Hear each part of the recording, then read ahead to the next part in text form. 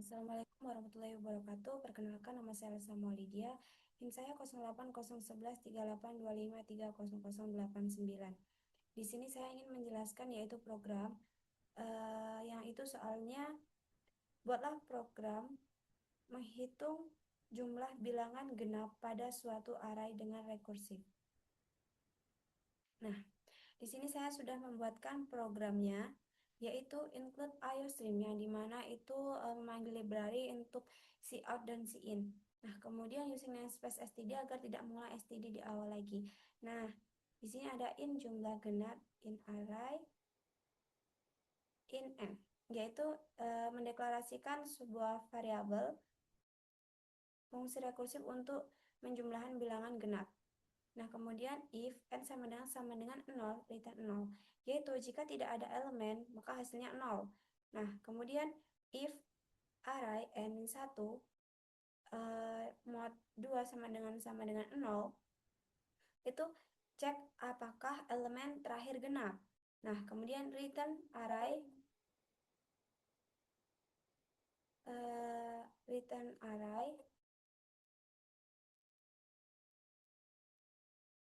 bentar. Nah, maaf tadi saya berhenti sebentar. Nah, di sini kita lanjut. Ini kan return array n-1 plus jumlah genap array n-1. Nah, di situ jika genap tambahkan ke hasil rekursif. Kemudian else itu jika tidak genap. Kemudian return jumlah genap array n-1. Nah, itu lewati elemen tersebut. Kemudian ini yaitu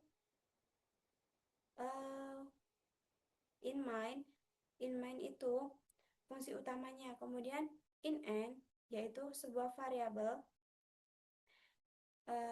bertipe integer itu yaitu jumlah elemennya. Kemudian si in n itu untuk input jumlah datanya. Dan in array 100 itu array maksimal 100 elemen. Dan for in i sama dengan 0, i lebih kecil dari n, i plus plus, si in array i. Nah, di mana itu input data arraynya. Kemudian si out jumlah genap array n. Nah, itu tampilkan jumlah bilangan genapnya, kemudian ini akhir program.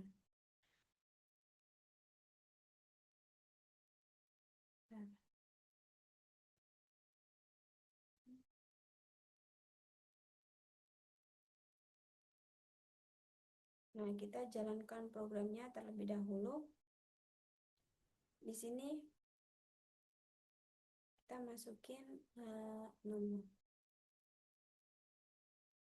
Dan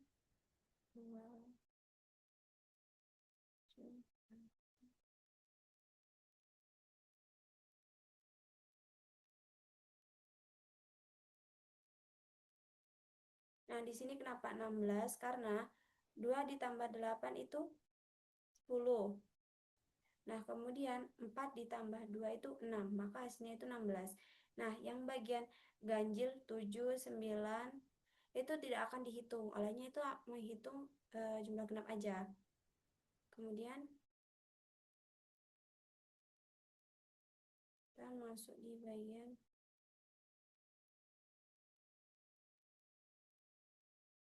nah, di sini yaitu deskripsi programnya kita awali dengan mulai, kemudian deklarasikan variabel n sama i, dan deklarasikan array r.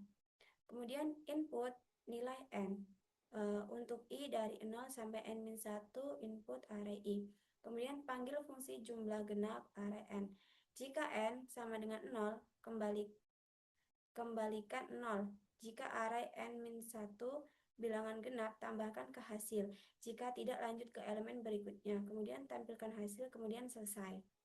Nah, ini flowchartnya, yaitu fungsi utamanya dimulai dari start, kemudian masuk ke input n array 100. Nah, kemudian masuk ke pulangan i sama dengan 0 to n-1, dan jumlah genap array n, kemudian n. Selesai.